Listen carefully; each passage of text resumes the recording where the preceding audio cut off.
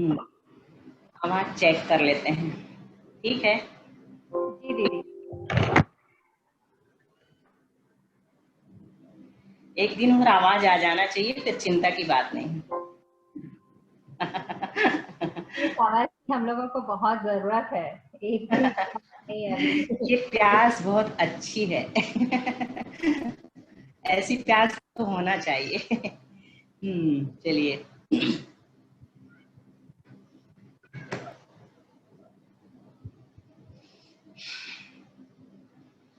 ओम नमः सिद्धेभ्यः।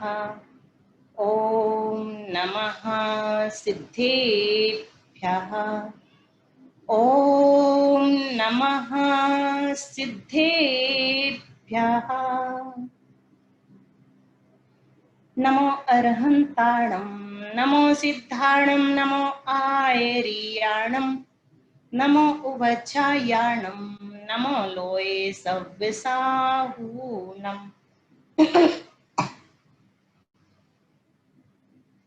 धर्म ध्वजा फहराने जो संकल्पित हुए सजग प्रहरी, कुंद कुंद अकलम के देव की बने सुनहरी दोपहरी। ज्ञान ध्यान का भरा खजाना जिसमें है ये रत्नाकर, सदा रहे जयवंत धरा पर मेरे गुरु विद्यासागर। सदा रहे जयवंत धरा पर मेरे गुरु विद्यासागर।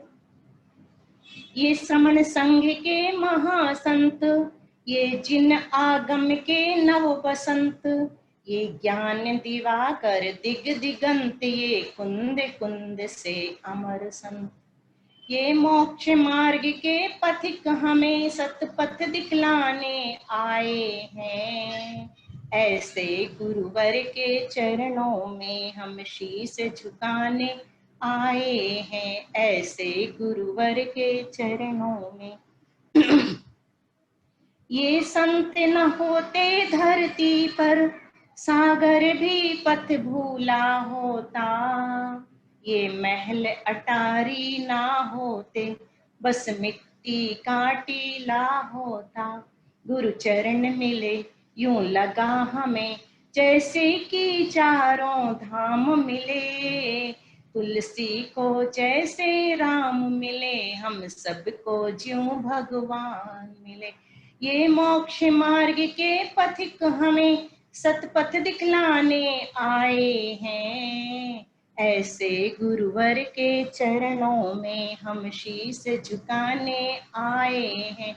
ऐसे गुरुवर के चरणों में हम शीश झुकाने आए हैं। संत श्रोणी आचार्य गुरु विद्यासागर जी महाराज की जय। देवाधिदेव 1008 आदिनाथ से वर्धमान पर्यंत 24 तीर्थंकर भगवान की जय। 3 कम 9 करोड़ मुनि महाराज की जय। परम पूज्य मुनिवर श्री प्रज्ञा सागर जी महाराज की जय। संपूर्ण आरिका माता जी की जय। आरिका रत्न चिंतनमती माता जी की जय। द्वादशांग चिन्वाणी माता की जय। उत्तम ब्रह्मचर्य धर्म की जय। उत्तम 10 लक्षण धर्म की जय।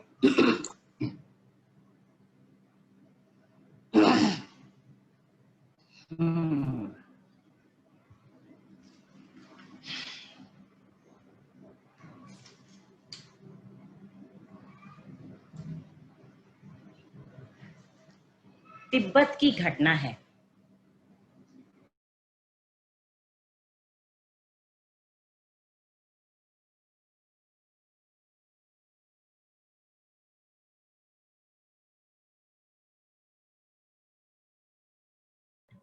नदी पार गए। जिस समय वो भिक्षा लेकर के लौट रहे थे और नदी के किनारे पहुंचे तो देखते हैं कि एक नव युवती नदी के किनारे हैरान परेशान रोती हुई सी बैठी है। दोनों भिक्षुओं में वृद्ध भिक्षु आगे आगे चल रहा था और युवा भिक्षु पीछे पीछे चल रहा था। जनरली देखा क्या जाता है, जो वृद्ध होते हैं वो पीछे हुआ करते हैं, युवा लोग उनका इंतजार करते करते धीरे धीरे चलते हैं, आगे होते हुए भी। लेकिन उस दिन वृद्ध भिक्षु आगे था। जब वह नदी के किनारे पहुंचा तो युवती ने उससे हेल्प मांगी, मेरी सहायता करो, मेरी माँ बीमार है, नदी के उस पार है, मैं गांव दवाइयां लेने गई थी, जब तक मैं लौट करके आई तब तक नदी में पानी बढ़ गया है। ऊपरी वृष्टि जाता अधोपूर अन्यथा नुपत्ते, ये न्याय में एक सूत्र आता है कि ऊपर कहीं बरसात होती है तो नीचे की नदियों में भी बाढ़ आ जाती है। उसने कहा कि जरूर ऊपर कहीं ऊपर वाले घाट पर गांव में बरसात हुई है, इसलिए अचानक से बाढ़ आ गई है, कृपया मुझे उस पार लगा दो ताकि मेरी माँ की जान बच सके। उस भिक्षुक ने कहा कि मेरे पीछे पीछे आ जाओ, मेरे साथ साथ तुम भी नदी पार हो जाओगी। उसने कहा कि नहीं, मुझे इतने गहरे पानी से डर लगता है, मैं पानी में नहीं चल पाऊंगी, कृपया आप मुझे सहारा दे करके उस पार लगा दें। बौद्ध भिक्षु ने कहा कि मैं एक ब्रह्मचारी हूं, तुम्हें हाथ नहीं लगा सकता, तुम अगर मेरे पीछे आ सकती हो तो ठीक है, अदरवाइज मैं तुम्हारे लिए कुछ नहीं कर सकता। वह आगे बढ़ गया और मुड़ मुड़ करके पीछे देखने लगा। क्यों? उसे डर था कहीं युवा ब्रह्मचारी उसकी हेल्प करने ना बैठ जाए, अपना ब्रह्मचर्य भंग ना कर दे। और वही हुआ। जब युवा ब्रह्मचारी नदी के किनारे पहुंचा तो उसी तरह युवती ने फिर से उससे सहायता मांगी।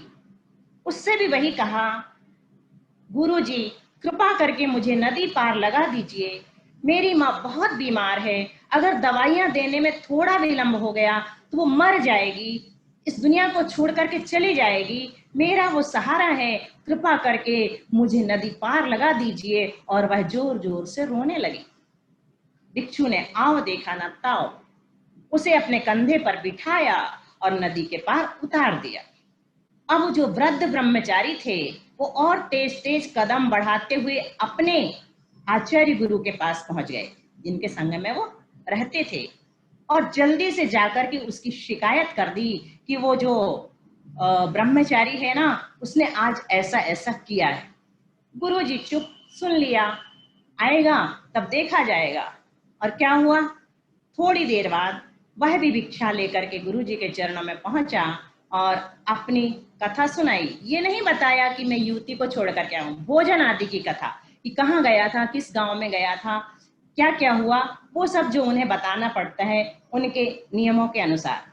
गुरुजी इंतजार कर रहे थे कि ये अपनी वो वाली बात भी बताएगा जो इसने आज दोष लगाया है, ब्रह्मचर्य भंग किया है अथवा नियम तोड़ा है, लेकिन उसने वो बात नहीं बताई।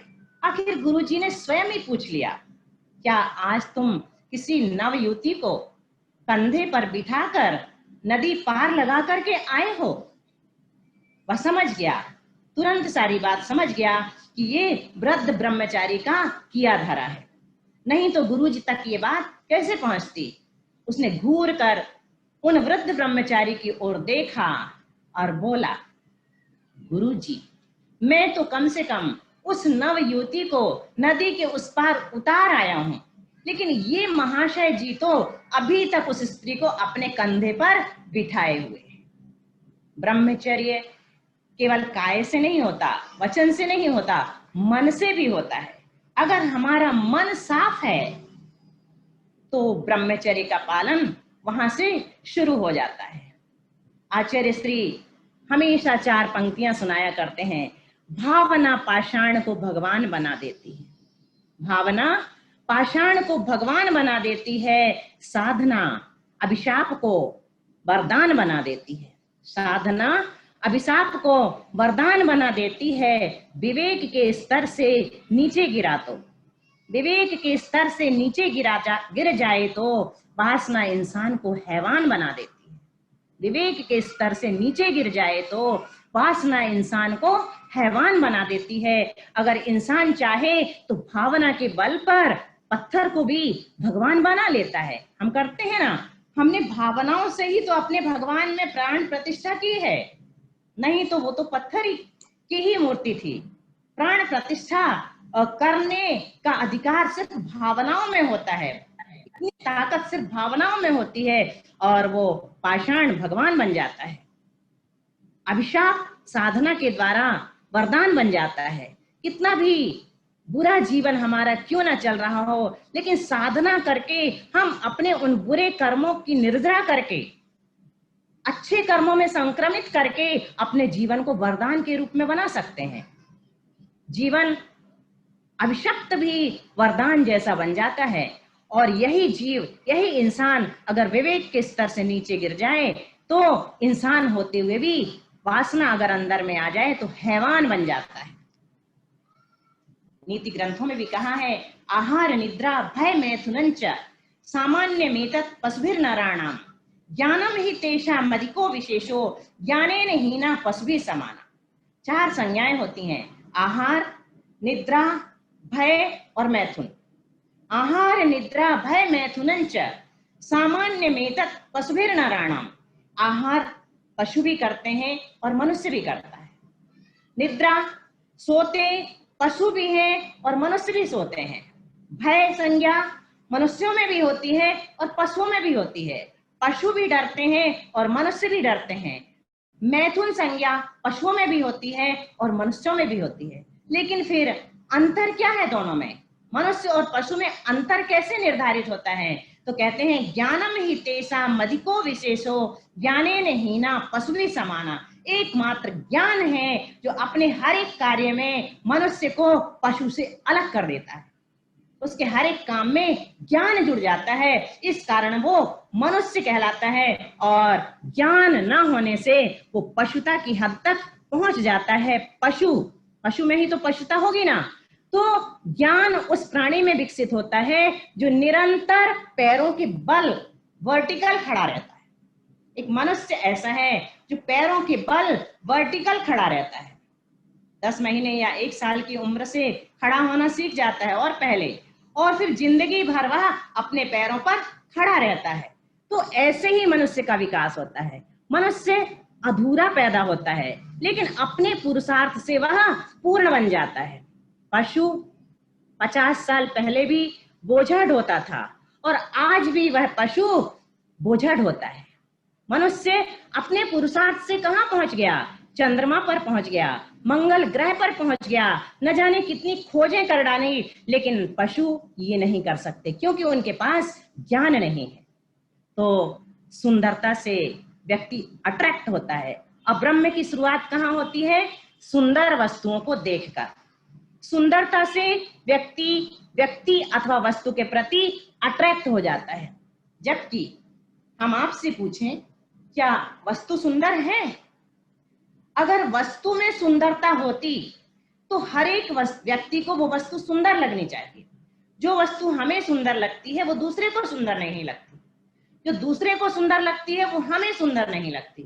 तो इसका मतलब ये है, वस्तु अथवा व्यक्ति में सुंदरता नहीं होती, हमारी मान्यता में सुंदरता और असुंदरता होती है। एक से एक किसी की सुंदर वाइफ भी होती है, लेकिन अगर उसका परस्त्री में मन आ जाता है तो अपनी पत्नी सुंदर नहीं लगेगी, दूसरे की स्त्री उसे सुंदर लगती है जो कि उतनी सुंदर होती भी नहीं।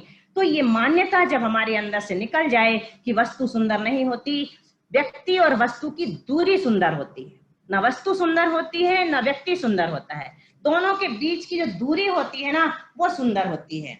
जिस समय वो वस्तु हमें प्राप्त हो जाती है उसकी सुंदरता गायब हो जाती है। कैसे बना है सुंदर शब्द पता है आपको? व्याकरण में बहुत ही भयानक अर्थ है इसका। सु उपसर्ग है। सु जैसे सुजाता है ना, तो सु उपसर्ग है सुजाता में भी। तो सुजाता का अर्थ तो अच्छा है, लेकिन सुंदर शब्द का अर्थ अच्छा नहीं है। हम सुंदर शब्द की व्याख्या कर रहे हैं। सु उपसर्ग पूर्वक उंदी क्लेदने धातु से सुंदर शब्द बना है। उंदी क्लेदने, क्लेदने का अर्थ होता है क्लेश देना, संक्लेश देना, कष्ट देना, जिसका काम है बहुत अच्छी तरह से अंदर तक जो हमें गहराई में जाकर के चोट करता है, वो सुंदर शब्द का अर्थ होता है। तो उन्दी क्लेदने धातु से सु उपसर्ग पूर्वक सुंदर शब्द बना है। ऐसी वस्तुएं जो बाद में नियम से हमें कष्ट देने वाली है, ऐसी सुंदर वस्तुओं के प्रति हमें कभी भी मोह नहीं करना चाहिए। ये आज ब्रह्मचर्य धर्म की शिक्षा हमें मिलेगी। हमने उत्तम क्षमा धर्म से शुरुआत की है। मंदिर का निर्माण किया 9 दिनों में, मंदिर का निर्माण पूरा हो गया। आज हमें मंदिर के शिखर पर कलश चढ़ाना है ब्रह्मचर्य के माध्यम से। हम एक इकाई की स्थापना करेंगे आज। इकाई कैसी होती है पता है आपको? एक लिखिए, एक हमने लिखा, इसे क्या कहते हैं? इकाई। अब एक के आगे अगर हम शून्य बढ़ा देंगे तो उस इकाई की वैल्यू कितनी बढ़ जाएगी? 10 गुनी। एक के आगे अगर हम 2 शून्य बढ़ा देंगे तो उस इकाई की वैल्यू कितनी बढ़ जाएगी? 100 गुनी। एक के आगे अगर हम 3 शून्य बढ़ा देंगे तो उस एक की वैल्यू कितनी बढ़ जाएगी? 1000 गुनी। ऐसे ही लाख गुनी, करोड़ गुनी, 10 करोड़ गुनी, एक एक शून्य बढ़ाने से इकाई की वैल्यू बढ़ती चली जाती है। लेकिन एक विशेष बात, वही शून्य उठा करके अगर हम इकाई के पहले रख दें, पीछे रख दें, तो क्या होगा? इकाई की वैल्यू घट जाएगी, -10। फिर दूसरा शून्य उठा करके भी अगर हम इकाई के पीछे रख दें तो उस इकाई की वैल्यू 100 गुनी घट जाएगी। एक और शून्य उठा करके अगर हम इकाई के पीछे रख दें तो उस इकाई की वैल्यू 1000 गुनी घट जाएगी। तो इन 10 दिनों में हमने जो इकाई की स्थापना की है, साल भर और जीवन भर हमें प्रयास करना है कि इसकी वैल्यू हम बढ़ाते चले, घटाएं नहीं। जैसे कि आप लोगों ने सपना देखा है कि स्वाध्याय करते रहेंगे, अगर करते रहेंगे तो नियम से उस इकाई की वैल्यू बढ़ती चली जाएगी और ज्यादा से ज्यादा लोगों को प्रेरित करके स्वाध्याय कराइए। अगर अवसर मिलता है इस टेक्नोलॉजी के माध्यम से, जूम टेक्नोलॉजी के माध्यम से अगर लाभ ले सकते हैं तो दूर दूर के विद्वान भी आपको लाभ दे पाएंगे और दूर से भी बैठे बैठे वो हमारी आत्मा के कल्याण में निमित्त बन जाएंगे। तो उल्लू जो होता है ना, उसको तो सिर्फ दिन में दिखाई नहीं देता, लेकिन जो वासना में अंधा होता है उसे ना दिन में दिखाई देता है और ना रात में दिखाई देता है, वो कामांध कहलाता है। हमने क्रोध से शुरुआत की थी। पहले दिन हमने किस चीज का त्याग किया था? क्रोध का त्याग किया था। फिर क्रमशः सभी दुर्गुणों का त्याग करके आज काम के त्याग की बात आई है।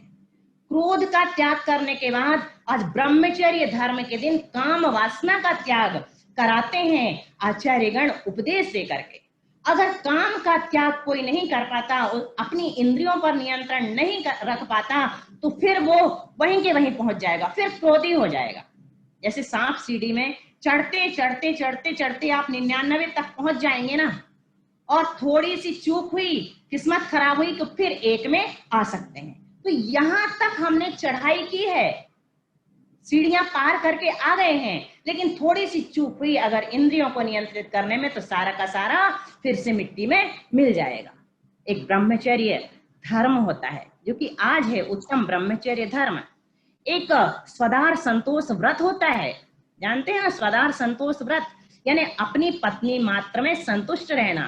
और एक अशीधारा व्रत होता है, इसे क्या कहते हैं कि पत्नी सामने होते हुए भी आजीवन ब्रह्मचर्य, पत्नी साथ में होते हुए भी आजीवन ब्रह्मचर्य ले लेना, ये अशीधारा व्रत कहलाता है। तो सभी व्रतों के अपने अपने बहुत बड़े फल होते हैं। काष्ठांगार नाम का एक व्यक्ति हुआ है जो कि लकड़हारा था, लकड़ी काट करके अपना गुजारा करता था। एक दिन जब वो लकड़ी काट करके ला रहा था तो ऐसे बीच बीच में वो लोग लकड़ी उठा करके नीचे रख लेते हैं, थक जाते हैं तो पेड़ के नीचे खड़े होकर रेस्ट करने लगते हैं। वो भी एक मकान के नीचे खड़े होकर के अपनी लकड़ियां नीचे रख देता है, थोड़ा रुक जाता है कमर सीधी करने के लिए। अचानक ऊपर से एक स्त्री उसके ऊपर थूक दे। सब दिख रहे थे ना, वो अच्छी थी। वो कौन थी? वेश्या थी। उसने उसके प्रति घृणा के भाव से थूक दिया, इतना गंदा दिख रहा है, कैसा है ये व्यक्ति, वेश्याएं कुछ भी कर सकती हैं। उसने उसके ऊपर थूक दिया। ऊपर देखा तो उसे बहुत गुस्सा आई कि देखो वेश्या तो है, कितनी घृणित पर्याय है, घृणित जीवन इसका है, लेकिन अपने आप आपको समझती क्या है, मुझ पर थूक रही है, कहीं और नहीं थूक सकती थी क्या पान की पीक। और उसने सोच लिया कि मैं इस अपमान का बदला इससे जरूर लूंगा। और एक दिन उसके मन में आया, जितना भी उसने जमा पूंजी इकट्ठी की थी सबको लेकर के बाजार में गया, अच्छे अच्छे कपड़े खरीदा, इत्र फुलेल खरीदा, मेकअप की चीजें खरीदी जो जेंट्स लोगों में लगती हैं, अच्छे बढ़िया तैयार हुआ और वेश्या के घर पहुंच गया अपमान का बदला लेने के लिए। और जब वह उसके घर पहुंचा तो अचानक उसे शरद पूर्णिमा का चंद्रमा दिखाई दिया। उसे ध्यान आया कि उसने मुनि महाराज से शरद पूर्णिमा के दिन ब्रह्मचर्य व्रत ले रखा है, सिर्फ एक दिन का जीवन में। देखो लकड़हारा होकर के भी संकल्प था उसका, जिंदगी में शरद पूर्णिमा के दिन में ब्रह्मचर्य से रहूंगा। जैसे ही ध्यान आया तो उसने बहाना बनाया कि मुझे थोड़ा नीचे जाना है, लघु शंका का बहाना बनाया। उसने बोला कि नीचे क्यों जाना है, यहाँ व्यवस्था है, यहीं चले जाओ। वेश्या तो उसको बड़ा आदमी समझ करके आओ भगत में लग गई थी। उसने कहा कि नहीं, मैं अभी आता हूँ। और वहां से छूट करके वो ऐसा भागा ऐसा भागा ऐसा भागा कि राजा के घर पहुंच गया। तो राजा ने पूछा कि क्या बात है, तुम ऐसे भागते भागते यहाँ क्यों घुस आए हो। उसने सारा वृत्तांत बता दिया कि मेरा ऐसा ऐसा नियम था और मैं धोखे से अपने अपमान का बदला लेने के लिए वहां पहुंच गया था। तो राजा उससे बहुत प्रभावित हुआ और उसे अपने यहाँ मंत्री के रूप में रख लिया। फिर इसकी कहानी हमारे आगे की काम की नहीं है, यहाँ पर सिर्फ इतना बताना चाह रहे थे काष्ठांगार के माध्यम से कि वो जीवनधर के पिता थे जिसके यहाँ वो पहुंचा था। फिर बाद में भले ही उसने गलत काम किया था, लेकिन एक ब्रह्मचर्य, एक दिन के ब्रह्मचर्य के फल से उसे क्या मिला, मंत्री का पद मिल गया। तो जब तक ये वासना पर स्त्री के प्रति लगाव जीवों का होता है, उनका जीवन कहां से कहां उन्हें ले जाता है कहा नहीं जा सकता। एक राजा अपनी रानी पिंगला को बहुत ज्यादा असीम प्रेम करते थे, इतना प्रेम करते थे कि उसके सिवा उन्हें कुछ भी नजर नहीं आता था। राज दरबार में भी बैठे होते थे तो रानी की छवि उन्हें दिखाई दिया करती थी। एक दिन क्या हुआ, राजा को बागवान ने एक अमरफल ला करके दिया तो राजा खुश हो गए। अमरफल लेकर के बागवान को उन्होंने बहुत सारा इनाम दिया। जब बागवान चला गया, अमरफल लेकर के राजा महल में लौटने लगे तो सोचते क्या है कि देखो मुझे तो मेरी रानी प्रिय है और ये अमरफल इतनी अच्छी चीज है, अगर मैं अपनी प्रिय रानी को ये अमरफल खिला देता हूँ तो वो दीर्घायु हो जाएगी, स्वस्थ रहेगी और लंबे समय तक मुझे प्रसन्न रखेगी, प्रसन्न करेगी। यह सोच करके वह रात्रि में अमरफल रानी को गिफ्ट में दे देता है। रानी खुश होकर के अमरफल ले लेती है। लेकिन देखिए विडंबना,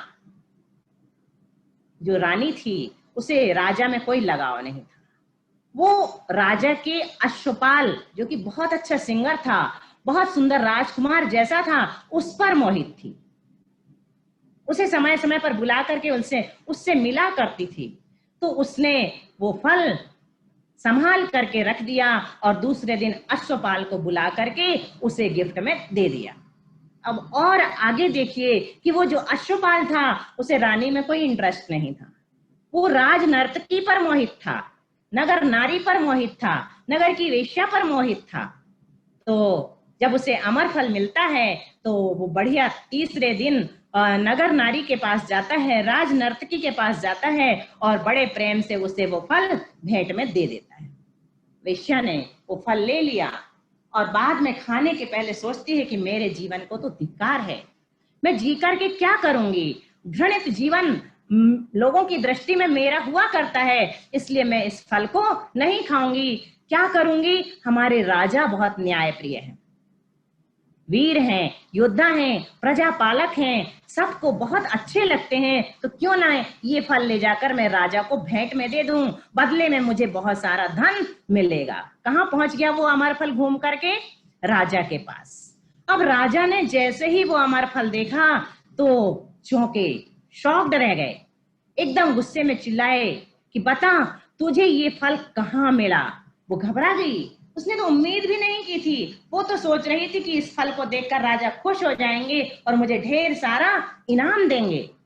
राजा को गुस्से में देखकर उसे दाल में कुछ काला नजर आया। उसने कहा कि राजन मुझे अभय दान दें तो मैं सब कुछ सच सच सच बता दूंगी।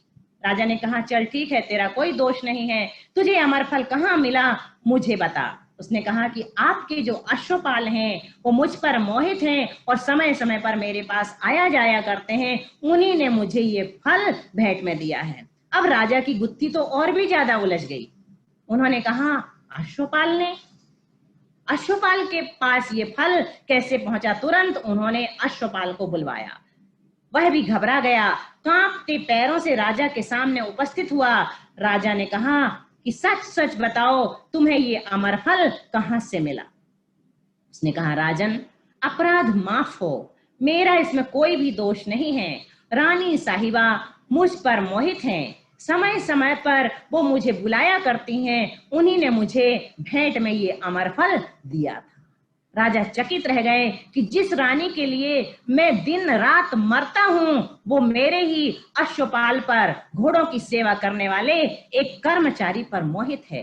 राजा कहते हैं याम चिंतयामि सततम मयि सा विरक्ता, याम चिंतयामि सततम मयि सा विरक्ता, साप्यन्नमिच्छति जनः सजनोन्य रक्ता, अस्मत् कृते च परितुष्यति काचिदन्या, दिक्ताम च तम च मदनम च इमाम च माम च। क्या कहा राजा ने? याम चिंतयामि सततम, मैं जिसका दिन रात चिंतन करता हूँ, दिन रात याद करता हूँ, जिसको दिन रात मिस करता हूँ, याम चिंतयामि सततम मयि सा विरक्ता, वो रानी, मेरी प्रिय कही जाने वाली रानी मुझसे विरक्त है। साप्यन्नम इच्छति जनः, वो किसी दूसरे को चाहती है। सजनोन्य रक्तः, और वो पुरुष किसी और को चाहता है, वेश्या को। अस्मत् कृते च परितुष्यति काचिदन्या, और वो जो वेश्या है वो मुझे खुश करके संतुष्ट हो रही है। दिक्ताम च, उस रानी को धिक्कार है। तम च, उस अश्वपाल को धिक्कार है। दिक्ताम च तम च मदनम च, इस काम वासना को धिक्कार है। इमाम च, इस वेश्या को धिक्कार है, और मुझे भी धिक्कार है कि जो मैं इस मोह जाल में पड़ा हुआ था। तो इस प्रकार से ये मन जो है ना, इस पर नियंत्रण करना बहुत कठिन काम है। इस पर नियंत्रण जब तक नहीं करेंगे हमारी इंद्रियां नियंत्रित नहीं होंगी। इसके लिए आचार्य बताते हैं कि हमें कैसे ब्रह्मचर्य व्रत के अतिचार से बचना चाहिए और कैसे ब्रह्मचर्य व्रत हमारा दृढ़ रहे, इसकी भावना भाना चाहिए। तो 5 अतिचार बताए हैं। पर विवाह करणे त्वरिका, परिग्रहिता, परिग्रहिता, गमनानंग क्रीड़ा, काम तीव्राभिनिवेशा। ये 5 तो ब्रह्मचर्य व्रत के अतिचार हैं। पहला क्या है? पर विवाह करना, दूसरों के विवाह आदि करवाना, ये ब्रह्मचर्य व्रत में अतिचार है। देखिए, भले ही ब्रह्मचर्य व्रत आजीवन न हो, लेकिन पर्व के दिनों में अखंड ब्रह्मचर्य व्रत का पालन गृहस्थ जीवों को, गृहस्थ लोगों को भी करना चाहिए। 10 लक्षण पर्व में, अष्टमी चतुर्दशी को, और हो सके तो 16 कारण पर्व, भले ही हम नहीं करते 16 कारण व्रत, लेकिन ब्रह्मचर्य व्रत का पालन तो कर सकते हैं ना। और नंदीश्वर पर्व में हमेशा का जिनका ब्रह्मचर्य व्रत नहीं भी रहता, गृहस्थ जीवन में वो पर्वों के दिन में साधना करके अपने आप को आगे के लिए तैयार करें, तो उनकी भी शुरुआत हो जाती है। कहते हैं पर विवाह करण भी ब्रह्मचर्य व्रत में अतिचार है। अपने बच्चों का विवाह करा के फुर्सत हो गए, अब अड़ोसी पड़ोसी बच्चों के लिए लड़की लड़के ढूंढना शुरू कर देते हैं। लोगों का बहुत इंटरेस्ट हुआ करता है इन कामों में, तो ये ब्रह्मचर्य व्रत से बहुत दूर रखता है। इस तरह की भावना हमारे अंदर नहीं होनी चाहिए। इत्परिका, परिग्रहिता, अपरिग्रहिता, विवाहित इत्परिका स्त्री मतलब स्वच्छंद स्वेच्छाचारिणी स्त्री या अविवाहित, इनके संपर्क में रहना, अनंग क्रीड़ा, काम तीव्राभिनिवेश, ये सब ब्रह्मचर्य व्रत के अतिचार हैं। इनसे बच करके भावनाएं भाना चाहिए। कैसी भावना भाते हैं ताकि हमारे अंदर भी ब्रह्मचर्य लेने के भाव हों? तो कहते हैं स्त्री राग कथा श्रवण, तन मनोहरांग निरीक्षण, पूर्व रतानुस्मरण, वृश्रेष्ठ रस, स्वशरीर संस्कार त्यागाह च पंच। 5 भावनाएं निरंतर जब हम भाते हैं तो मन में ब्रह्मचर्य की भावना आने लगती है, ब्रह्मचर्य लेने के भाव बनने लगते हैं। जो नहीं लिए हुए हैं और जो ऑलरेडी ब्रह्मचर्य व्रत के धारी हैं, उनको तो निरंतर ये भावनाएं भानी पड़ती हैं ताकि किसी भी प्रकार से ब्रह्मचर्य में दोष न लगे। तो स्त्री राग कथा श्रवण, स्त्रियों में राग को बढ़ाने वाली कथाएं नहीं सुनना चाहिए। जैसे मूवीज है ना, ये तो नियम से राग को बढ़ाने वाली होती हैं, तो ये बाधक हैं। और जहां पर भी स्त्री शब्द डाला जाता है ना, वहां स्त्रियां जो है पुरुष शब्द लगा लें। स्त्रियां जो है वो पुरुषों में राग को बढ़ाने वाली कथा ना सुने। तन मनोहरांग निरीक्षण, उनके मनोहर अंगों का निरीक्षण ना करें, मतलब उनको ही ना देखें। मनोहर अंग तो छोड़ो, स्त्रियों को ये कहा है कि अगर अविवाहित है तो उसे बहन की तरह माने, और विवाहित है तो माँ की तरह माने। जैसे लक्ष्मण जी से जब राम ने पूछा था, जब सीता का हरण हो गया था, कि लक्ष्मण देखो, सीता ने गिरा दिए थे ना विमान से बहुत सारे आभूषण, तो आभूषणों को दिखा करके राम ने लक्ष्मण से पूछा कि लक्ष्मण देखो ये सीता के ही है ना, तो लक्ष्मण एक भी आभूषण नहीं पहचान पाए। वो सिर्फ क्या पहचान पाए, जो पैरों में पहना करती थी सीता, क्योंकि उन्होंने सीता के पैरों के अलावा और कुछ भी ध्यान से देखा ही नहीं था। सीता की ओर गौर से और किसी भी तरह से उन्होंने कभी ध्यान दिया ही नहीं था। तो इस प्रकार से ऐसा कहा जाता है कि उनके मनोहर अंगों का निरीक्षण करने से आत्मा में मलिनता आ सकती है। तन मनोहरांग निरीक्षण, पूर्व रतानुस्मरण, पहले जो भोग भोगे हैं उनका स्मरण नहीं करना चाहिए। और एक बहुत विशेष बात, वृश्रेष्ठ रस स्व शरीर संस्कार त्यागा चपंच, कहते हैं न गरिष्ठ भोजन करना चाहिए और न प्रिय भोजन करना चाहिए। गरिष्ठ भोजन करने से अब्रह्म की भावना बढ़ती है, यानी काम वासना मन में उत्पन्न होती है, और प्रिय भोजन करने से भी मन में विकृतियां उत्पन्न होती हैं। अब कोई पूछ सकता है कि प्रिय भोजन तो दीदी हल्का भी हो सकता है, जैसे हमें डोसे या इडली पसंद है, ये गरिष्ठ तो नहीं होते, तो इनको तो खा लेने दो। तो फिर ऐसा कहा जाता है कि अगर आप डोसे खाएंगे ना या इडली खाएंगे तो यहाँ तक खाएंगे, बिल्कुल बोरे जैसे हिला हिला के, तो इतना खाएंगे ना तो भी क्या होगा, फिर प्रमाद आएगा, ना माला फेरने में मन लगेगा और प्रवचन भी सुनेंगे तो ऊँघेंगे, नींद आने लगेगी। तो इस प्रकार से ऐसा खाना खाने के लिए भी मना किया जाता है जो आपको प्रिय हो और हल्का हो। तो गरिष्ठ भी छोड़ो और हल्का भी भोजन छोड़ो, क्योंकि ज्यादातर लोग इतना खाते हैं अंदर से वो आ जाता है, न्यूज समाचार आ जाता है, डकार, तो भी ठूसे जा रहे हैं, लेटर बॉक्स की तरह हमेशा खुला रहता अपना मुंह, इधर से भी जब देखो जब जो जी में आया डाल दिया। तो इस प्रकार से हमेशा जिनका मुंह चलता रहता है उनके अंदर मलिनता और विकृति ज्यादा आ जाती है। तो स्त्री राग कथा श्रवण, तन मनोहरांग निरीक्षण, पूर्व रतानुस्मरण, वृश्रेष्ठ रस और स्व शरीर संस्कार त्याग, अपने शरीर को सजाने का त्याग। जितना ज्यादा हम श्रृंगार करेंगे उतना ज्यादा दूसरों के मन में भी विकृति का कारण बन सकता है और हमारे अंदर भी विकृति का कारण बन सकता है। तो ये मत समझिए कि हम भोगों को भोगते हैं, भोग हमें भोग डालते हैं। भोगो न भुक्ता वयमेव भुक्ता, कालो न याता वयमेव याता। हमने भोग नहीं भोगे हैं, बल्कि भोगों ने हमें भोग लिया है, अंदर से खोखला कर डाला है। कालो न याता वयमेव याता, समय नहीं बीता है लेकिन समय ने हमको बिता दिया है। तो इस प्रकार से जो व्रत लेते हैं उनकी परीक्षा जरूर होती है, लेकिन उनके जीवन से सुगंध चारों ओर फैलने लगती है। सेठ सुदर्शन के साथ क्या हुआ था, उन्होंने स्वदार संतोष व्रत लिया था, अपनी पत्नी में संतुष्ट रहने का। और सेठ सुदर्शन अत्यंत रूपवान, सुंदराकृति, बहुत जिन्हें आज की भाषा में हैंडसम कहा जाता है वैसे थे। तो रानी ने एक बार झरोखे से उनको देखा तो उन पर मोहित हो गई और किसी तरह दूती को भेजकर उन्हें अपने महल में बुला लिया। तो सेठ सुदर्शन ने क्या बहाना बना दिया, क्या कह दिया उनसे बचने के लिए, क्योंकि वो तो स्वदार संतोष एक पत्नी व्रती थे। एक पत्नी व्रती जो होता है वो महान होता है, और जो पतिव्रता होती है वो भी महान होता है। कातंत्र रूपमाला में एक श्लोक आया है, सुचिर भूमि गतम तोयम, सुचिर नारी पतिव्रता, सुचिर धर्म परो राजा, ब्रह्मचारी सदा सुचि।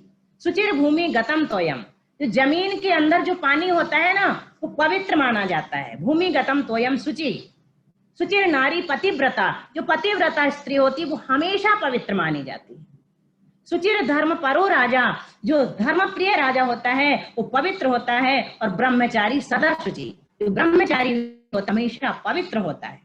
गृहस्थों के लिए ये कहा जाता है कि सवेरे उठ करके, बिस्तर से उठ करके शुद्ध हो करके माला आदि फेरो। लेकिन ब्रह्मचारियों के लिए ये नियम नहीं है, क्योंकि ब्रह्मचारी सदा शुचि। गृहस्थों को हमेशा पवित्र नहीं कहा, लेकिन ब्रह्मचारी को हमेशा पवित्र कहा। तो सेठ सुदर्शन ने क्या बहाना बना दिया कि मैं तो नपुंसक हूं, और वहां से निकल लिए। और बाद में जब रानी को पता चला कि उनका तो एक पुत्र भी है, तो उन्होंने राजा से उनको सूली तक दिलवा दी, ब्लेम लगा करके, इन्होंने मेरे साथ दुर्व्यवहार किया। और फिर सूली क्या बन गई? सिंहासन बन गई, हम सब जानते हैं। तो ये स्वदार संतोष का फल है।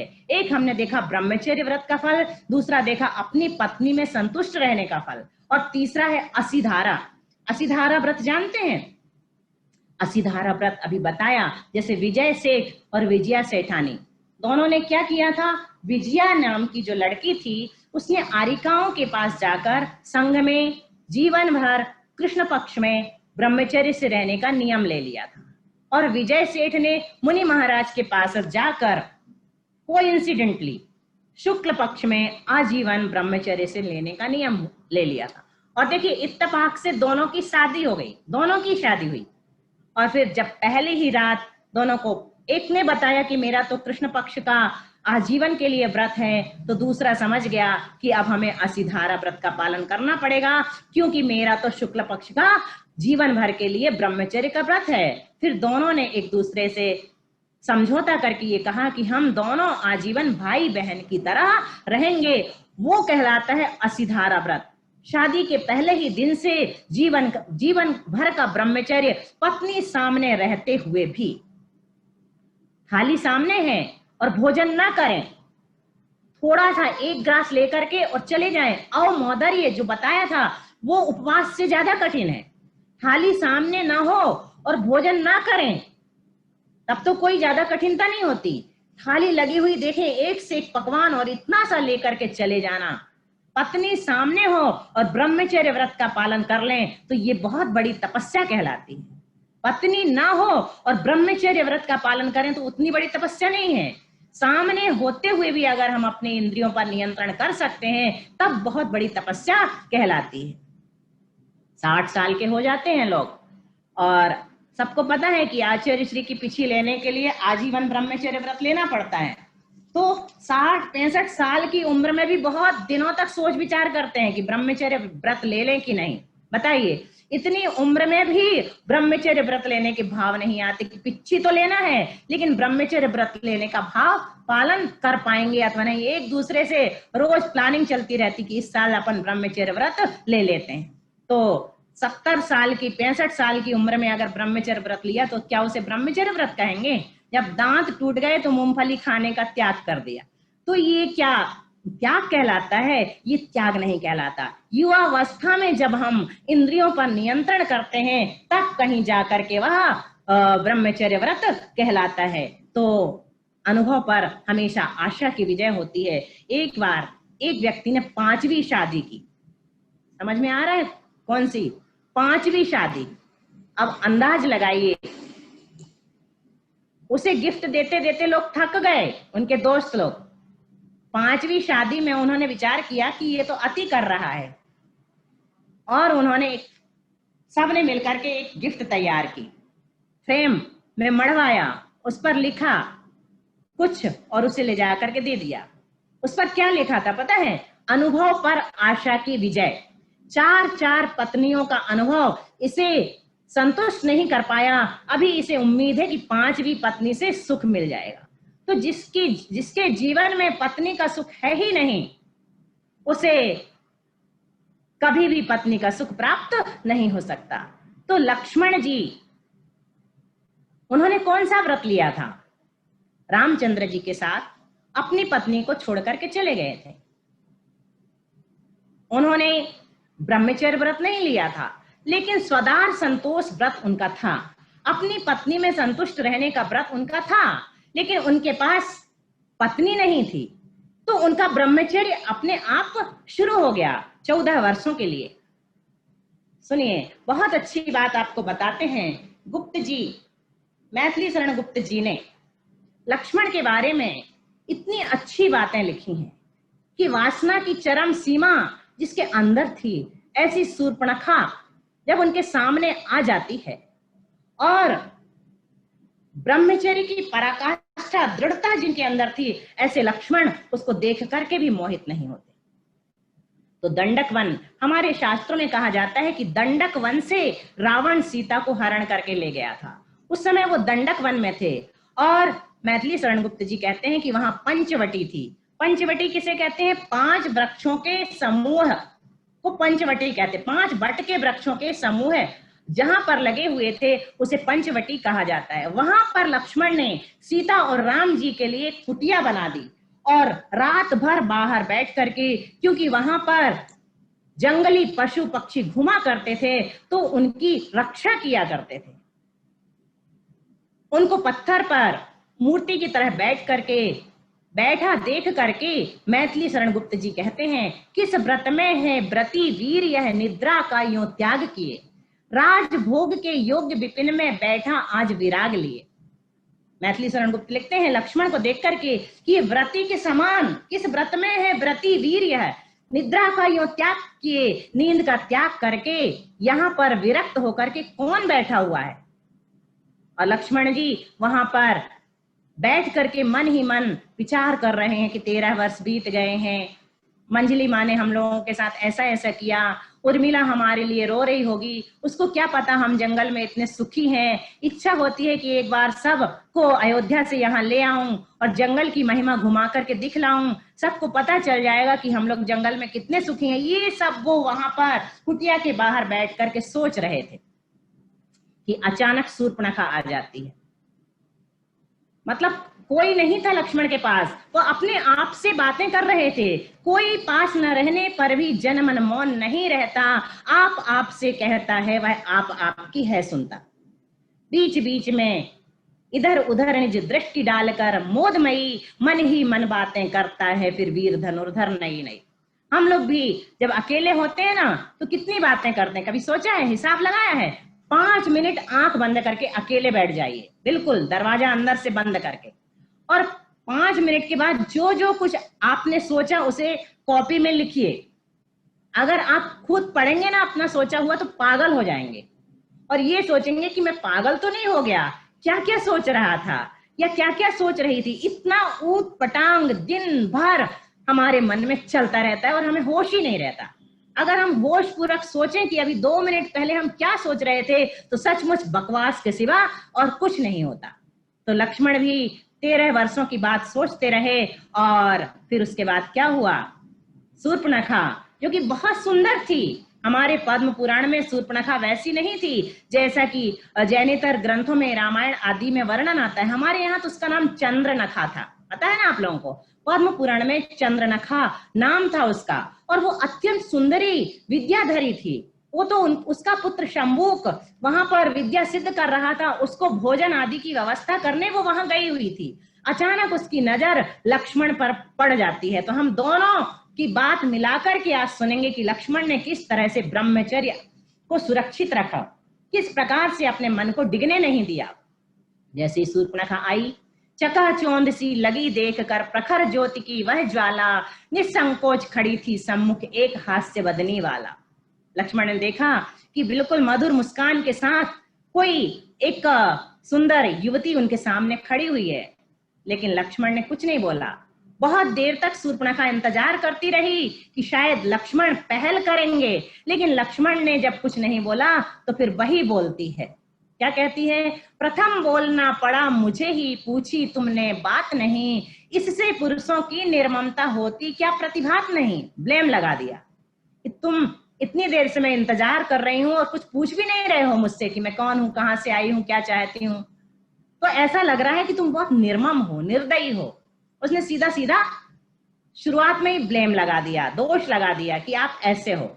संभल गए थे अब तक लक्ष्मण अब तक तो संभल गए थे। फिर वो उससे पूछते हैं कि सुंदरी, मैं सचमुच विस्मित हूँ, तुमको सहसा देख यहाँ ढलती रात, अकेली अबला निकल पड़ी तुम कौन कहाँ। फिर पूछते हैं, कहूँ मानवी यदि मैं तुमको, तो वैसा संकोच कहाँ। यदि तुम्हें मैं मनुष्य स्त्री समझूं तो तुम में तो लाज शर्म दिखाई नहीं दे रही है। तो मनुष्य तो ऐसे होते नहीं है। कहूं दानवी, यदि मैं तुमको यह लावण्य की लोच कहाँ, यदि तुम्हें दानवी कहूं तो उसमें ऐसी सुंदरता नहीं होती। वन देवी समझूं तो वह तो होती है भोली भाली, अगर मैं तुम्हें वन देवी समझूं तो वह तो भोली भाली होती है। तुम ही बताओ कि तुम कौन हो हे रंजित रहस्य वाली। लक्ष्मण ने पूछ लिया कि तुम ही बताओ कि आखिर तुम हो कौन। तो उसको गुस्सा आ गई कि बस इतना पूछ रहे हो कि कौन हो, ये भी नहीं कि मैं चाहती क्या हूं, क्योंकि उसके मन में तो वासना भरी हुई थी ना, तो वो एक्सपेक्ट कुछ और कर रही थी। लक्ष्मण संभल गए थे अब तक लक्ष्मण, वे धीरे से मुस्काए, फिर उसे उत्तर देने लगे। जब बहुत देर हो गई पटाने में, लक्ष्मण नहीं पटे, तो आखिर में शूर्पणखा ने प्रपोजल रख ही दिया। क्या कहती है, रात बीतने पर है अब तो मीठे बोल बोल दो तुम, प्रेमा तिथि है खड़ा द्वार पर हृदय कपाट खोल दो तुम। सीधा सीधा कह दिया कि मैं इतनी देर से तुम्हारे सामने खड़ी याचना कर रही हूँ प्रेम की, और तुम हो कि निष्ठुर बने बैठे हो। अब रात बीतने वाली है, अब तो तुम भी कम से कम पिघल जाओ। लक्ष्मण एकदम से कहते हैं, पाप शांत हो, पाप शांत हो कि मैं विवाहित हूँ बाले। उससे कहते हैं कि मैं शादीशुदा हूँ, तुम ऐसी पापमयी बातें मत करो। तो वो क्या कहती है पता है, तो क्या पुरुष नहीं होते हैं दो दो दाराओं वाले, तो क्या पुरुषों की दो दो पत्नियां नहीं होती। और फिर और उलाहना देती है, नरकृत शास्त्रों के सब बंधन है नारी को ही लेकर। पुरुषों ने जो शास्त्र बनाए हैं ना, उसके सारे बंधन स्त्रियों के लिए हैं, अपने लिए सभी सुविधाएं पहले ही कर बैठे नर। वो कहती है कि पुरुष लोग तो शास्त्रों में अपनी सारी व्यवस्थाएं पहले से करके बैठे हैं, 96,000 तक रानियां, 16,000, 8,000, हम लोगों के लिए बंधन है, तुम लोग के लिए कोई बंधन नहीं। तो लक्ष्मण बड़ा अच्छा जवाब देते हैं, तो नारियां शास्त्र रचना कर फिर बहुपति का करें विधान। तो कहते ठीक है, तुम भी शास्त्र बना लो और बहुपति का विधान उसमें कर लो। फिर कहते हैं कि एक बात याद रखना, लेकिन नारियों के सतीत्व गौरव का पुरुष ही गुणगान किया करते हैं। इतने में सवेरा हो गया। इसी समय पौफटी पूर्व में सवेरा हुआ और सीता जी कुटिया से निकल करके बाहर आ गई। लक्ष्मण जी रंगे हाथ पकड़ गए। सीता जी इतनी सुंदर थी कि कवि कहते हैं, वह मुख देख पांडुसा पढ़कर गया चंद्र पश्चिम की ओर, लक्ष्मण के मुख पर भी लज्जा लेने लगी अपूर्व हिलोर। कहते हैं कि सीता जी के मुख को देखकर चंद्रमा मानो शर्मा गया और अस्त हो गया, और सीता जी को देखकर लक्ष्मण जी लज्जित हो गए कि आज तो मैं रंगे हाथों भाभी के हाथ पकड़ गया। और फिर लक्ष्मण जी ने उनके अरुण चरण पद्मों में झुक लक्ष्मण ने किया प्रणाम, जैसा कि वो किया करते थे। तुरंत उन्होंने भाभी के चरणों में प्रणाम किया, आशीर्वाद दिया सीता ने, हो सब सफल तुम्हारे काम। सीता जी ने क्या किया, मजाक करना शुरू कर दिया। आशीर्वाद दे करके क्या कहती है कि देवर जी तुम्हारे सब काम सफल हों, क्योंकि वो देख रही थी कि वहां पर कोई खड़ा है लक्ष्मण के साथ। आशीर्वाद दिया सीता ने, हो सब सफल तुम्हारे काम, और कहा सब बातें मैंने सुना नहीं तुम रखना याद। फिर सीता जी क्या कहती है, मैंने कुछ नहीं सुना, तुम चिंता मत करो, लेकिन इतना बताओ कब से चलता है बोलो यह नूतन सुकरंभा संवाद, ये तोता मैना का संवाद कब से चल रहा है, इतना तो मुझे बता सकते हो। तो अब लक्ष्मण जी कुछ बोलते उसके पहले ही सीता ने क्या किया, राम को भी बुला लिया। आर्यपुत्र उठकर तो देखो क्या ही सुप्रभात है आज, स्वयं सिद्धि सी खड़ी द्वार पर कड़े करके अनुज वधू का साज। कहते हैं कि आज हमारे घर के बाहर स्वयं लक्ष्मी खड़ी हुई है, तुम सबका स्वभाव ऐसा ही निश्चल और निराला है, और नहीं तो आई लक्ष्मी कौन छोड़ने वाला है। सीता जी ने राम से ऐसा ऐसा कहा। रामचंद्र जी निकल के आए और वो तो बड़े मिष्टभाषी थे। उन्होंने शूर्पणखा से पूछ लिया, शुभे बताओ कि तुम कौन हो और चाहती हो तुम क्या। अब वो खुश हो गई, कम से कम पूछा तो आपने कि मैं चाहती क्या हूं। फिर क्या कहती है शूर्पणखा, चाहे दोनों खरे रहे या निकले दोनों ही खोटे, बड़े सदैव बड़े होते हैं, छोटे रहते हैं छोटे। आप बड़े हो तो आप में बड़प्पन है। अब उसने लक्ष्मण को भुला करके राम के आगे शुरू कर दिया अपना काम। क्या कहती है, पहनो कांत तुम्ही यह मेरी जय माला सी वरमाला, बने अभी प्रासाद तुम्हारी यह एकांत पर्णशाला। अब रामचंद्र जी घबराए, उन्होंने कहा ये क्या, तुम तो मेरी अनुज वधू पहले ही बन गई, मेरे छोटे भाई को तुमने प्रपोजल कर दिया, तो मेरे लिए तो तुम पुत्री के समान हो। फिर उसने लक्ष्मण की ओर देखा तो लक्ष्मण ने कहा अब तो तुम मेरी भाभी बन गई, अब मेरी तरफ मत देखो। तो उसको दोनों ओर से लाले पड़ गए। फिर सीता जी से वो क्या कहती है, रामचंद्र जी को जब उसने प्रपोज किया तो सीता जी घबरा गई। उन्होंने कहा कि अंगुली पकड़, प्रकोष्ठ पकड़ लिया इसने तो, पहले देवरानी फिर सौत, अंगीकृत है मुझे किंतु तुम मांगो कहीं ना मेरी मौत, मुझे नित्य दर्शन भर इनके तुम करती रहने देना। कहते हैं इसको ही अंगुली पकड़ प्रकोष्ठ पकड़ लेना। अंगुली पकड़ के पहुंचा, पकड़ लिया। तो लक्ष्मण जी को अब मौका मिला सीता जी को चिढ़ाने का। अभी तक वो चिढ़ा रही थी ना, तो लक्ष्मण क्या कहते हैं, पंचायत करने आई थी, अब प्रपंच में क्यों ना पड़ो, वंचित ही होना पड़ता है यदि औरों के लिए लड़ो। तो बात खत्म हो गई। लेकिन आगे की कहानी तो हम सबको पता है क्या हुआ। फिर शूर्पणखा के निमित्त से सीता हरण हुआ और इतना बड़ा युद्ध हुआ, एकमात्र वासना के कारण। वासना की पूर्ति शूर्पणखा की नहीं हुई तो वो निमित्त बनी, और रावण के मन में वासना जागी तो वो निमित्त बना बहुत बड़े युद्ध का। तो इस प्रकार से ये वासना जब हमारे अंदर बढ़ जाती है, किसी के भी अंदर बढ़ जाती है, तो नियंत्रित करना बहुत कठिन होता है। तो हम पूजा में पढ़ते हैं, उत्तम क्षमा मार्दव आर्जव भाव हैं, शौच सत्य संयम तप त्याग उपाव हैं। उत्तम क्षमा मार्दव और आर्जव, ये तो तीन को तो भाव कहा, लेकिन शौच सत्य संयम ये उपाय हैं तप त्याग तक। इन उपायों के माध्यम से हम क्या प्राप्त करते हैं, आकिंचन और ब्रह्मचर्य, ये 10 सार हैं। इनको प्राप्त करके हमें क्या करना होगा, अपने जीवन को उन्नत बनाना होगा। तो आगम में बहुत सारी बातें बताई हैं कि ये काम का जो वेग है ना, 10 प्रकार से जीव के अंदर, व्यक्ति के अंदर बढ़ता है। 10 प्रकार से काम का वेग। सबसे पहले उसके अंदर चिंता होती है, प्रथमे जायते चिंता। जैसे ही किसी से अटैचमेंट होता है, किसी व्यक्ति के प्रति उसका मोह होता है, तो एकदम से उसके अंदर चिंता यानी मिसिंग चालू हो जाती है। द्वितीय दृष्टि मिच्छति, फिर उसको देखने की इच्छा होती है। तृतीय दीर्घ निश्वासा, फिर वो दीर्घ निश्वास छोड़ने लगता है। चतुर्थे भजते ज्वरम, मतलब बहुत विस्तार से शास्त्रों में कामी पुरुष के एक एक स्टेप का वर्णन किया है और ये बताया है कि उसका अंत में मरण तक हो जाता है। पंचमे दह्यते गात्रम, षष्ठे भुक्तम न रोचते, 5वें नंबर पर बुखार चढ़ जाता है, फिर खाने पीने में रुचि नहीं होती, फिर महामूर्छा हो जाती है, और फिर 8वें नंबर में पागल सा हो जाता है, और फिर 9वें नंबर में तो प्राणों का संदेह हो जाता है कि ये जिएगा कि नहीं, और 10वें नंबर में अगर उसे अपनी इच्छित वस्तु जिसके प्रति वो अट्रैक्ट हुआ है नहीं मिलती है तो प्राण ही त्याग देता है। इस प्रकार ये वेग जो है जब कामी के अंदर उत्पन्न होते हैं तो उसे तत्व का ज्ञान नहीं होता। तत्व का ज्ञान करने के लिए इन वेगों से जीव को बचना होता है। जब तक ये वेग जीव के अंदर होते हैं तो उत्तम ब्रह्मचर्य के माध्यम से हमने संक्षेप में समझा। आया कि नहीं समझ में? आया होगा, काफी कुछ आया होगा। टेलीफोन बूथ जब चला करते थे ना, तो उसका एक बहुत अच्छा उदाहरण सामने आया। एक व्यक्ति टेलीफोन बूथ में घुसा जब मोबाइल कम हुआ करते थे टेलीफोन करने के लिए। तो वो टेलीफोन उठाता है, देखता क्या है, सामने लिखा हुआ है दाएं साइड देखो। वो दाईं तरफ देखता है, वहां लिखा हुआ है बाईं तरफ देखो। वो वहां देखता है तो वहां लिखा हुआ है पीछे देखो। पीछे देखता है तो वहां लिखा हुआ है ऊपर देखो। ऊपर देखता है तो वहां लिखा हुआ है इधर उधर क्या देखते हो, अपना काम करो और आगे बढ़ो। तो हमें भी इधर उधर ना देख करके अपने काम से काम रखना है, तब कहीं जा करके हमारे अंदर ये भाव आएगा कि हमें कुछ करना है। स्थिति आज ये है स्वाध्याय न होने के कारण कि हमें सप्त व्यसनों के नाम भी नहीं पता। किसी को पता है?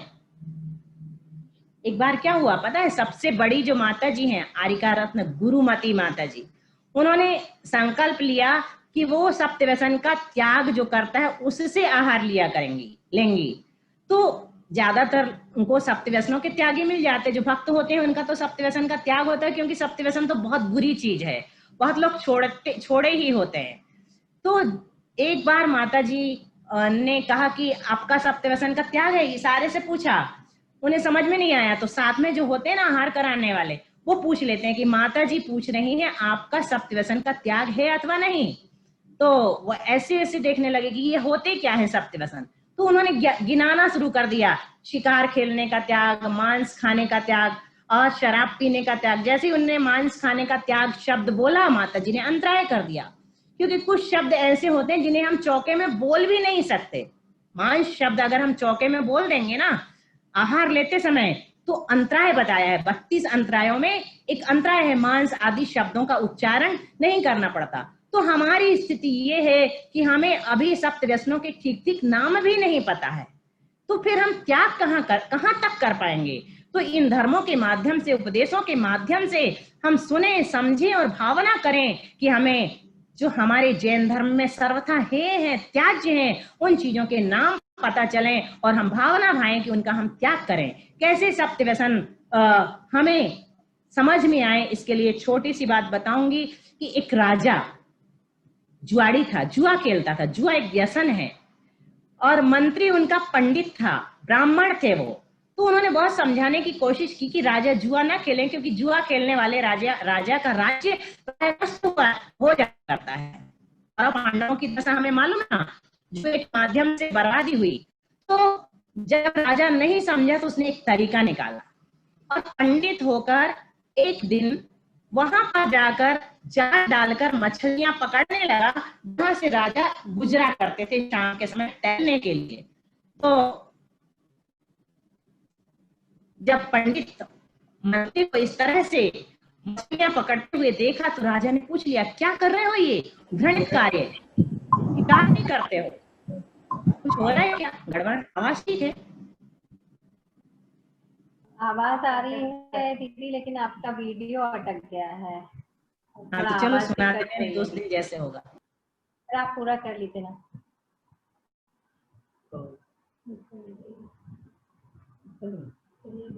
दीदी वापस कनेक्ट हो जाएंगे। दीदी आज तब तक के लिए मैं आपसे जो पहले बोलना भूल गई थी, सभी लोग रुकिएगा। आज दीदी के प्रवचन के बाद भी सभी के वीडियोस ऑन रहे, सभी रुके।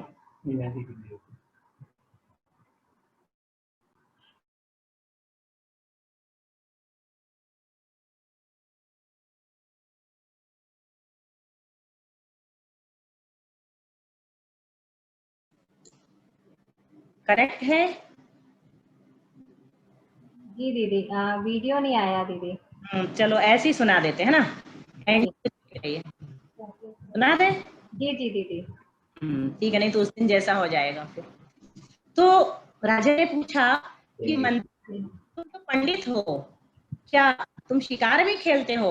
उसने कहा कि राजन, मैं हमेशा शिकार नहीं खेलता, लेकिन जब कभी मांस खाने की इच्छा हो जाती है तो मैं शिकार खेलने चला जाता हूँ। उसने कहा, क्या कह रहे हो?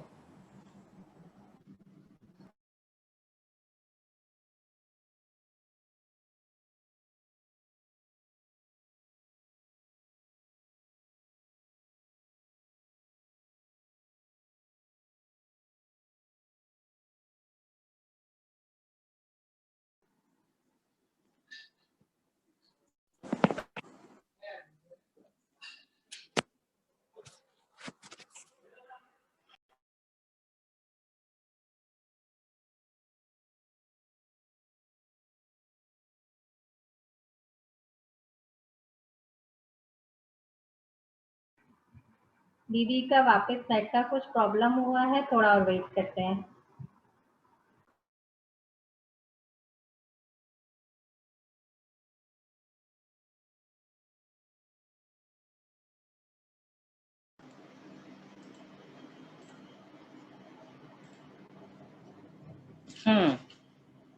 हुआ कुछ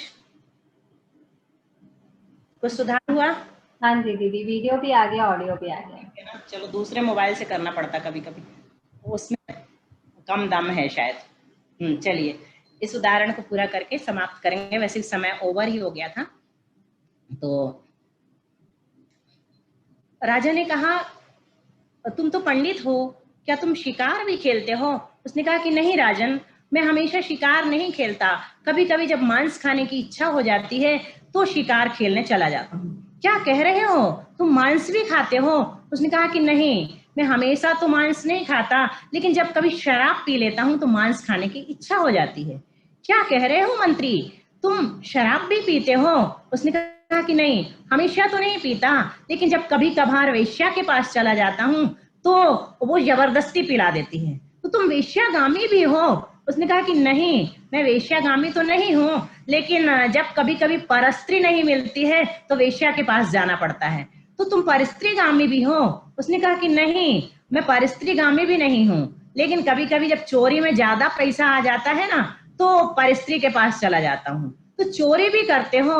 उसने कहा कि नहीं, हमेशा नहीं करता, जब जुआ में हार जाता हूँ तो थोड़ी चोरी कर लेता हूँ। क्या कह रहे हो मंत्री, तुम जुआ भी खेलते हो? उसने कहा कौन सी बड़ी बात है राजन, जुआ तो अच्छी चीज है, वो तो आप भी खेलते हो। तो राजा की आंखें खुल गईं कि एक जुआ व्यसन जिसके अंदर रहेगा, कभी भी उसके अंदर सातों व्यसन आ सकते हैं। वो 7 व्यसन हमारे अंदर ना आए। और व्यसनों को छोड़ करके सिगरेट तक को व्यसन कहा है। सिगरेट के लिए एक अंग्रेज ने अपनी डिक्शनरी में उसकी परिभाषा लिखी है। सिगरेट क्या है पता है? कागज से मुड़ा हुआ एक टुकड़ा जो जिसमें तंबाकू भरी होती है, और एक साइड जिसमें धुआं और आग होती है, और एक बेवकूफ। तो आज पूर्णता का दिन है। सब लोगों को तो ये तो नहीं लग रहा कि चलो आज मुक्ति मिली, कहीं ऐसा तो नहीं लग रहा। अगर ऐसा लगा होगा ना तो एक दिन भी धर्म ध्यान करना सार्थक नहीं होगा। फिर तो ऐसा लगेगा कि 10 दिन की कैद में थे हम, कैद से मुक्ति मिली। तो ऐसा भाव जरा भी हमें नहीं आना चाहिए कि चलो आज फुर्सत हो गए। तो 10 दिन में निश्चित रूप से हमने कड़वा भी बोला होगा, खट्टा भी बोला होगा, चरपरा भी बोला होगा। हो सकता है किसी को बुरा भी लग गया हो, और किसी को ऐसा लगा हो कि किसी को ज्यादा रिस्पांस दे दिया हो, किसी को देखा तक भी नहीं। तो अगर हमसे किसी भी प्रकार की गलती मन से अथवा वचन से अथवा काय से हुई हो, तो जो हमारे बहुत अच्छे प्यारे प्यारे श्रोतागण हैं, हमें विश्वास है कि वो हमें हृदय से क्षमा करेंगे। हम भी अपने मन, वचन और काय से, हृदय से और आत्मा से सबसे क्षमा मांगते हैं।